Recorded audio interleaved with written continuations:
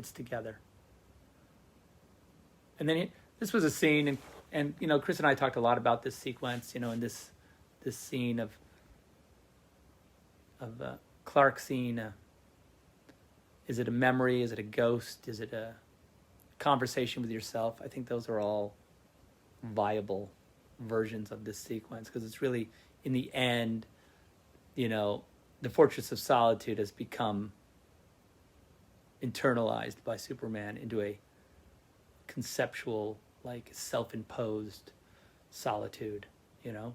And so what would be normally this insane ice structure has become like this simple, incredibly, you know, organic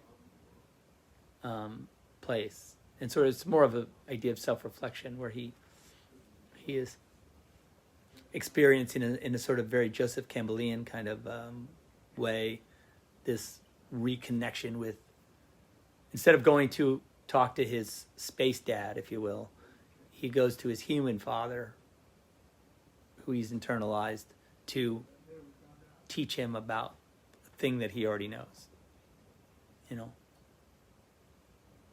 in this simple story about trying to do the right thing often can be like, you know, can have tragic result. But in this case, you have to try. You have to. I think the lesson is you do the best you can. And then also that relationship to Martha is my world kind of an idea, which is reflected in the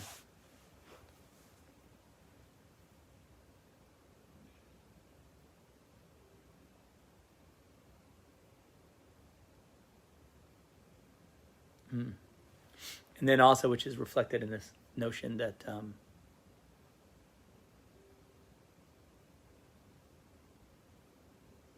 and then you have this sequence here where Bruce goes to his version of seeking the Father. You know, we have this whole thing of the atonement of the Father and the redemption in the eyes of the Father, and I think that this is a Bruce's version. It also parallels the earlier Lex scene that we talked about, where Lex was at the mantelpiece of his father, and Bruce goes to the mantelpiece of his father, just as Clark goes to the mantelpiece of his father, which is a simple relationship to the land. He's a farmer, so he has this relationship to the earth. You know, everyone has this. The Waynes have this relationship to, like, you know, commerce and industry, and you know, I think that's, you know, how each character reflects their internal struggle is sort of through these three different environments, and they kind of all are leading to this. They're all coming to a head here. I always like this. Also, the movie is filled with images of people walking away from camera, you know, in sort of silhouette or in sort of solitude, and I think that's how we're heading them all toward this sort of singular conflict with each other. You know, it's not.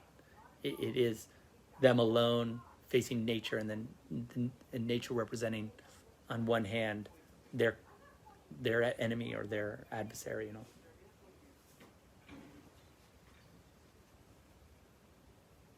This